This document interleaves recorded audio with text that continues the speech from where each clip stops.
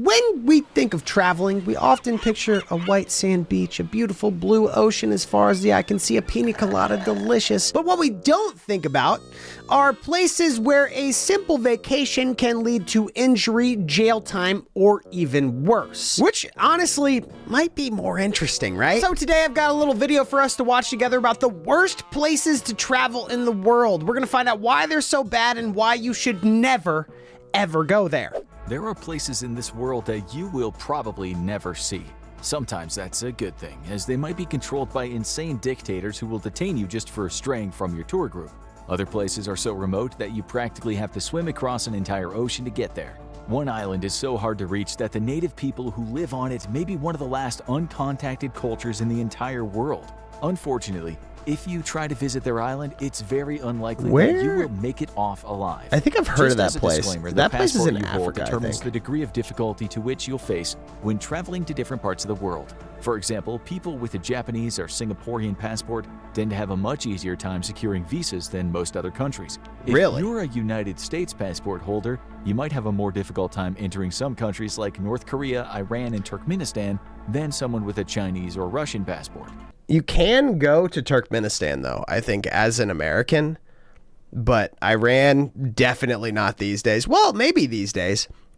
How hard is it? Hold on, let me look up. How hard is that visa to go to Iran? Relatively easy to obtain a tourist visa.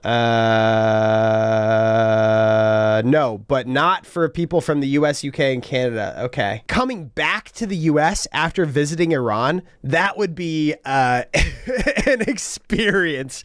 Going through, looking like me, and going through customs after coming from Iran. Oh my God. Sometimes you need to be invited to certain countries, and other times your own government might not let you travel to a certain region.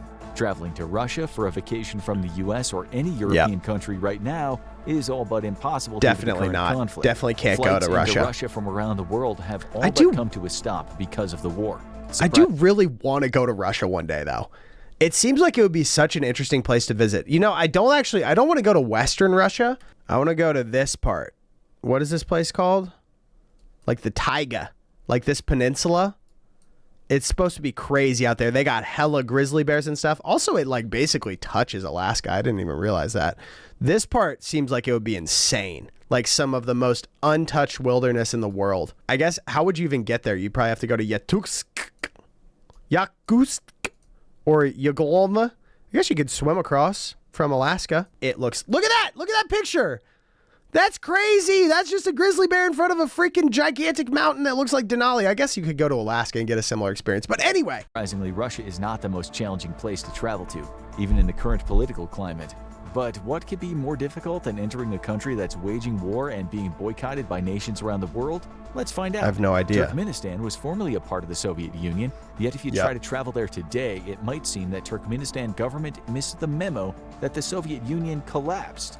So Turkmenistan is an interesting country. They'll probably get into this. This is the country with the dictator that banned every color of car other than white and beige. So you can only drive a white or beige car there. It also has a like big natural gas volcano or like well that has been on fire for something like 30 years. Editor, find the headline and put that up on the screen. And they've got a big capital city that's completely empty. So for all these things, put up pictures, please, to illustrate my points. But anyway. In 1991, the hardest part about traveling to this country is that you require an official government invite. You can't just decide you'll travel to Turkmenistan on a whim. If That's you get crazy. off a plane without an official invite, you'll be immediately sent home or worse, detained for questioning. Why would they even let you off the plane? That's required to secure Why would they an let official you invitation buy a flight if you don't have an invitation? That would be a crazy YouTube video, buying a flight to Turkmenistan without an invitation and to see what happens. I got detained by the Turkmenistanian government. Once you're there, you need to be accompanied by a state-approved tour guide. The marble architecture of Ashgabat, the capital of Turkmenistan, is supposed to be stunning. But even if you manage to get into the country, it's unlikely you'll see anything that the government doesn't want you to.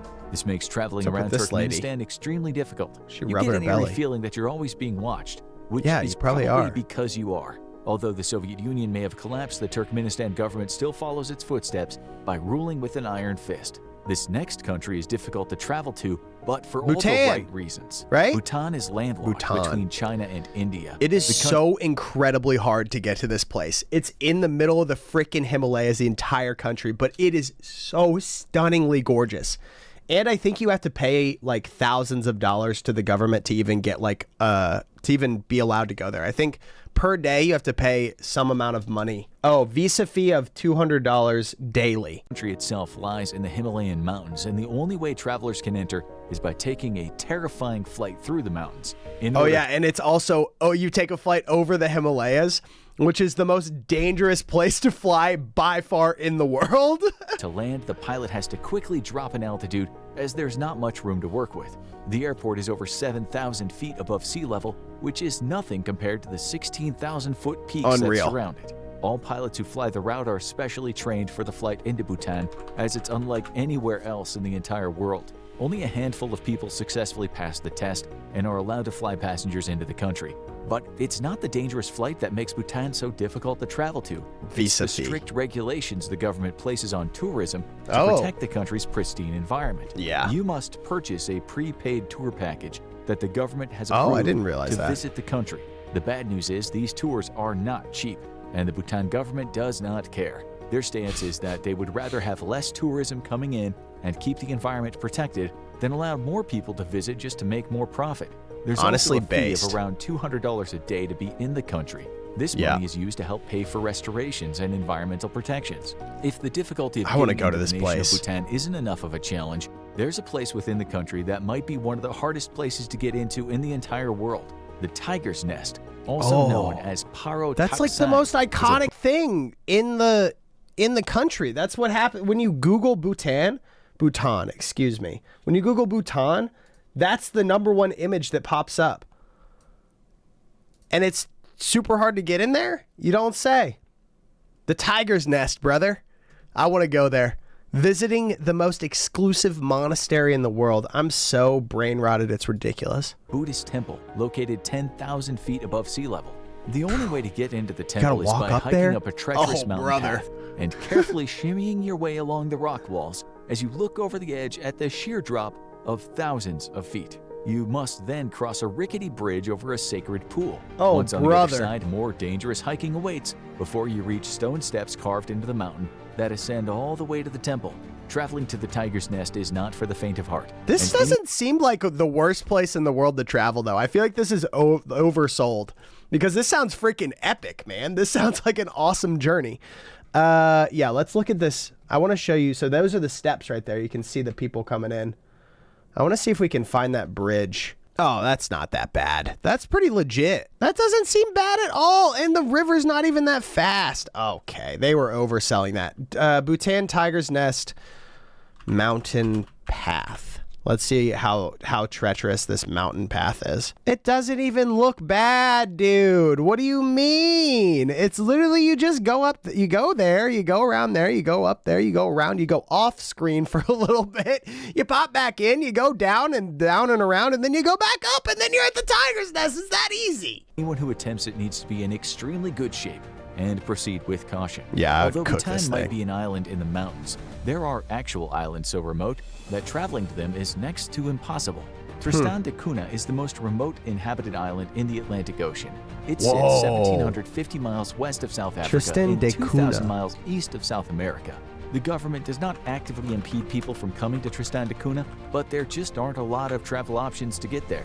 In fact, the country's official website seems to want to deter people from visiting, as they state, there are no package tours for independent travelers, no hotels, no airport, no holiday reps, no nightclubs, no restaurants, no jet skis, nor safe sea swimming.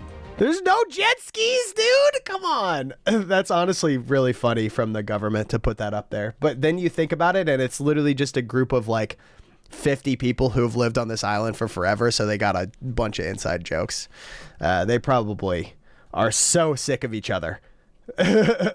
There's not a hotel. That's actually insane that they have not put a hotel there. I should probably try to go to this place too and like try to get hooked up with a place to stay.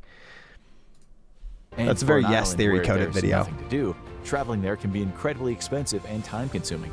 There are no airports, so the only way to reach Tristan da Cunha is by ship. Unfortunately, there are only around 10 Ship? sailings to the island every year. If you're trying to travel to this From remote where? part of the world, you also need to receive clearance from the island council, which can take 40 days or longer. What? Between getting permissions, finding a ship, going to the island, booking a place on the ship, and then finding a place to stay, traveling to Tristan da Cunha is next to impossible. The next island might be tropical with white sand beaches and plenty of ocean activities, but it's just as isolated as Tristan da Cunha. Tuvalu. On the plus side, Come on. there is an airplane that flies to it. Kiribati sits almost directly in the middle of the Pacific Ocean. Interestingly, the Kiribati. 30 atolls that make up this region of Micronesia cover around 1.4 million square it's miles, Micronesia. an area just over the size of India. Boreray Dude, it's unreal. It's just a huge swath of ocean filled with tiny little islands like this.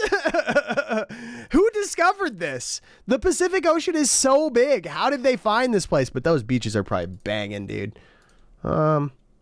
Actually, it doesn't look that nice. It's crazy. This is actually pretty spooky. Like, to be on an island like this and to look out and to know that this is the only piece of land for like thousands and thousands and thousands of miles, it seems pretty scary to me. Can you imagine? This is such a, no offense to all my Polynesian brothers and sisters out there, I respect you, but it's a low roll to be born on an island like this. It's really, it's unfortunate. Your options are just so limited. I feel like it's objectively a low roll in life. International airport is on the island chain of Tarawa. The only way to get to the island is by flying from Fiji, so this makes for a very expensive trip.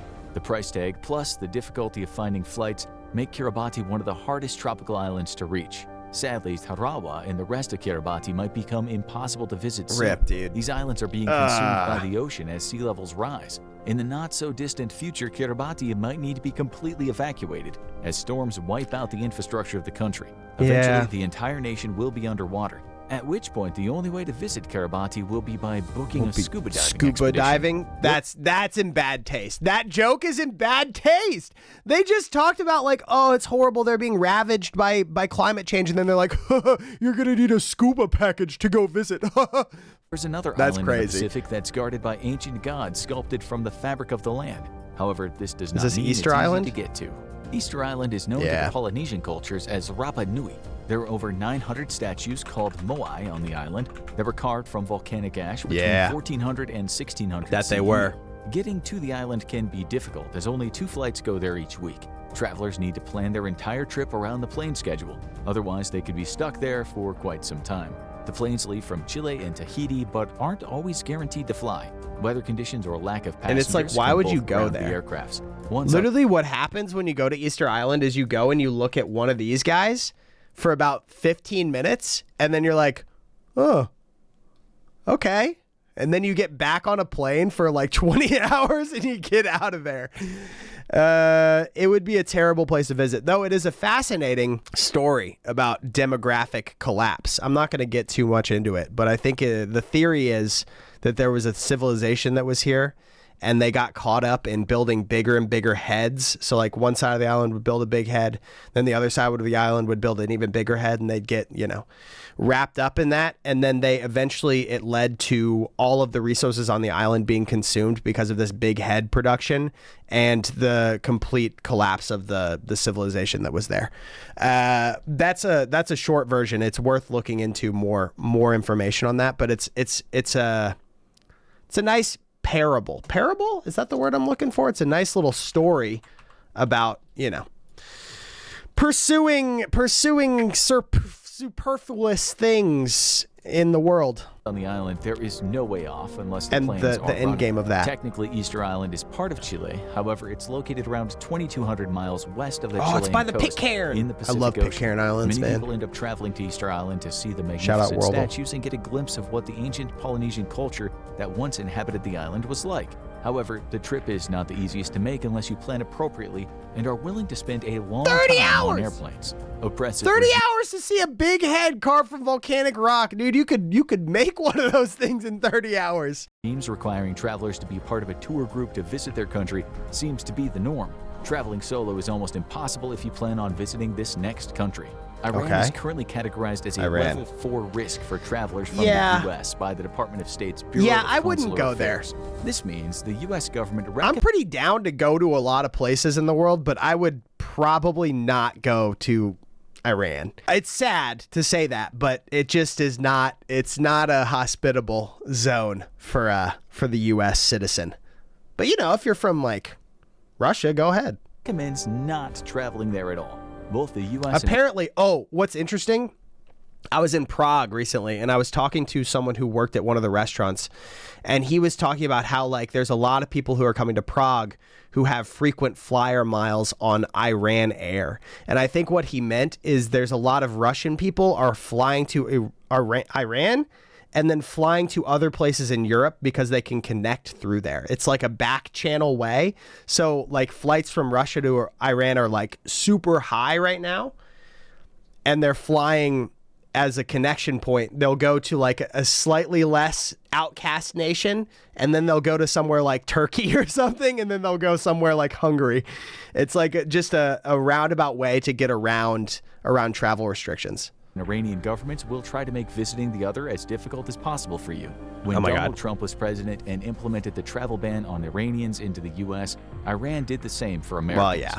Iran is still rated as level 4 risk because of the likelihood of being kidnapped for ransom or arbitrary arrest and detention. And Yeah. this doesn't just go I for the wouldn't do United it. States. Many European countries and other nations have also implemented the same type of travel advisories. You're brave. Therefore, if you're trying to plan a trip to Iran, you will still need to secure special permission and join an Iranian-sponsored tour group. That Okay. is, unless you have business with the oil companies there, then exceptions can be made. Sure. This next nation on our Always list for the probably oil. won't surprise you too much, as it's known as the Hermit Kingdom. North Yeah. Korea is not the most welcoming country for Nope, many. In it fact, is not. citizens of some nations like South Korea or the United States are not allowed to visit except for some special circumstances. People talk about going to North Korea and like get excited about it. I have no desire to go to this place. I have no reason to go there. I have no like thought that I would rather go to Turkmenistan than North Korea. I'll say that. For example, if you're the former NBA star Dennis Rodman Yeah, and have become D-Rod. best friends with the supreme leader, the government controls everything in the country, including what What is a seen strange and not arc seen for by that man. visitors. If you somehow manage to secure passage into He the just country, like you will not be able becomes best friends with Kim Jong-il, right? Not Kim Jong-un. He just like goes over to North Korea for no reason. It's such a funny thing when they bring it up. They bring it up in The Last Dance. I think they might.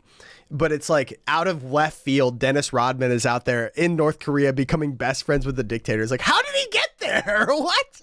allowed to explore on your own. All tourists must be accompanied by a guide provided by the North Korean government. You're not allowed to wander off, and you Nope. most certainly are not allowed to talk to anyone other than the people on the tour. The only flights into North Korea are from Beijing, so travelers Really? must first secure a flight to China. Dude. Once there, you Crazy. must secure a visa from the North Korean embassy before getting on a flight into the country. You come back from this trip, you're at the U.S. border guard, and they're like, so where'd you go? Like, nowhere. They open your passport, they see China, and they're like, oh, that's kind of weird. And then the next page they flip, they see North Korea, and they're like, you're going to need to come with us. The embassy will have to conduct a thorough background check before granting your visa, which could take weeks or even months. And even if you secure all the necessary documentation, there is no guarantee you'll be allowed on the flight to North Korea. Things can change at a moment's notice. Getting into North Korea is incredibly difficult, but the scariest part is that getting out can be even harder. Yeah, If a traveler spooky. is detained for any reason, it's highly unlikely they will be released unless strenuous negotiations take place between I love these, like, racially not accurate North Korean animated people. They're afraid of making the people Asian. Korean government and their home But country. it's just authentic. These can last for years. no white which people means in a North Korea? vacation could quickly turn into a North Korean prison sentence. Maybe there's a couple, So, but not a it's lot. probably best that it's difficult to enter the Hermit Kingdom. The only place that might be more dangerous than North Korea for tourists is this next location. North Sentinel Island sits What? off the coast of India in the Bay of Oh. Bengal. The only way to get to the island is by chartering a boat, but most captains will refuse Is your this the request. uncontacted Even though tribe North Sentinel island? Island is inhabited, there are no ferries or planes that go to the island, and the reason why will shock you. The island itself is I don't surrounded know by if it is razor-sharp reefs that make approaching it difficult. Okay. But even more dangerous are the Sentinelese people living there. This might be one of the last uncontacted groups of people on the entire planet. I feel like they are contacted at this point, though, right? Like I don't know if you could call them uncontacted, because they just like attack people who come there. So people have gone there, so they're contacted. Had interactions with the outside world, but none of them were very pleasant. There are accounts of shipwrecked sailors in the past who were welcome to the island, but took advantage of it. My friend was telling me about a video where, I don't know, was it the Sidemen or like the Nelk boys or something go to an uncontacted tribe, and they're like letting them hit the jewel and like showing them TikTok and stuff. And it's like, oh my God, guys, come on. Editor, if you could find that video, put it up on the screen, but don't show the title, because I don't really want to call attention to that. That's kind of ridiculous. The situation. They abused Though the it is island's a little bit funny. resources and people, which led to the Sentinelese running them off the island. However, not everyone made it off alive, and this would not be the only time that the inhabitants of North Sentinel Island killed visitors. If you could get to the island, you would be threatened the moment you stepped on shore. Yep. In 2011, it's believed that somewhere between 80 and 150 people were living on North Sentinel Island. However, these estimates might be low, and some think there are around 500 inhabitants on the island. Either way, when an American evangelical missionary named John Allen Chow stepped foot on North Sentinel Island to try to convert their population to Christianity, he was met with hostility. Missionaries know no bounds. Get out of there! Don't go! What are you doing? He's like, I'm good. I got him. Guys, don't worry. I'll handle this. One man and the good book heading on to this island that has run people off of it and historically just not friendly to Westerners or outsiders. And he's just like, with the power of Jesus Christ, I will convert this island. Twice by the Sentinelese. He returned a third time and wasn't so lucky. It's believed that the Sentinelese people killed Sentinelese. Christianity, he was met with hostility. Chow was driven off the island twice by the Sentinelese. Twice? He returned a third time. He was driven off. They're like, okay, this is the first time it was annoying, but now we're serious. Get out of here, okay? We're not going to give you a third chance. And then he's like, he gets back to whatever, mainland India, and he's just like, ah, man. All right, I'm going back. Everyone's like, no, dude, don't do it. What do you, stay off the island? And he's like, nope. I gotta go teach them the error of their ways. And wasn't so lucky. It's believed that the Sentinelese people killed John Allen Chow, as they did with the others who visited the island. And he gets his ass cooked. North Sentinel Island is the only place in the world that is not only hard to get to, but the inhabitants will actively threaten and even kill you. This is why it may be the most difficult place to travel to on the entire planet. Other parts of the world are just as literally difficult leave us to get alone. to as North Sentinel Island, but you don't have to worry about the people living there trying to murder you. Take Machu Picchu, for instance. This ancient Inca settlement high in the Andes Mountains it's not that hard to get to Machu Picchu. Is a bucket list destination for many. However, most people go their whole lives without ever setting foot within its crumbling walls. There are a couple of reasons Machu Picchu is so difficult to visit. You can literally, no, I disagree with this one. I've been to Machu Picchu, and there are hard ways to get there for sure, right? Like you can take long treks through the mountains like I did, or you can just fly to freaking Lima and take a train, and then they have a bus that drives you up to Machu Picchu. It's like a train ride into a bus ride is the easy way. The main one is there is a limit to the number of people who can see the site each day. This is because every tourist who steps foot on the ancient ruins is inadvertently destroying them. The Peruvian government and UNESCO restrict the number of visitors to Machu Picchu to around 2,500 per day, but only 500 people can be on the Inca Trail at any given time to protect its integrity. The hike to the ruins is around 26 miles, and many people suffer from altitude sickness as they make their ascent to the ruins. 26 miles. This makes Machu Picchu incredibly difficult to reach if you're not in decent shape. This is just simply untrue. There's a train that goes up to the ruins, but that's expensive, and no matter how you get there, you have to be one of the 2,500 people with special permission to see the ancient site that day. Now, there's a place in Arizona that makes Machu Picchu's daily permit count seem immense. Oh, what is this? The wave is a sandstone rock formation that literally looks like a wave. However, only this thing is select sick. few ever get the opportunity to walk through this natural wonder. The Bureau of Land Management only gives out 20 permits a day. I went to this, but we couldn't get a permit. I've been to the entrance to this, but we did a different hike, which was just as amazing. Or maybe it wasn't the wave. It might have been some other thing. Like there's one in Utah that's like this. Okay, yeah. It wasn't the wave. But it was a similar thing where they have very strict permits on it. And then I ended up doing a hike next to it instead. And the hike was just absolutely incredible. It had tons of like petroglyphs, which are things that ancient societies have carved into the walls, or ancient societies carved into walls of canyons. A beautiful, amazing hike. So cool. To the wave is a little difficult as the roads to the trailhead are not paved and bad weather can quickly make them impassable. But it's not the location or even the 6.2-mile hike that makes the wave one of the most difficult places to visit. It's winning the lottery system to secure a reservation that keeps most tourists from visiting the spot. The Lost City in Colombia, on the other hand, might be the most difficult trek you can take to reach a destination. There's no limit to the number of people who can visit the site each year, but its remoteness and the brutal landscape of the Amazon jungle keeps tourists out. The Lost City Ciudad Perdida, or the Lost City, rises out of the jungles of Colombia and takes 3 to 6 days to reach by hiking. This is the only way to I bet there's a truck that'll take you there. I bet there's a little man that'll drive you over there, or like a white van or some sort of train that'll take you there. Reach the site as there are no roads and it sits too deep in the jungle to allow planes or helicopters to land. The Lost City was built around 800 CE by the Tairona people.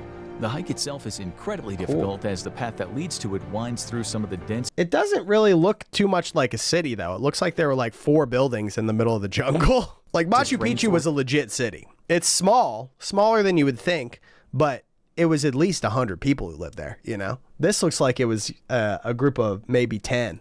In the entire world. At any point throughout the year, constant downpours can wash out the path and cause it to become impassable.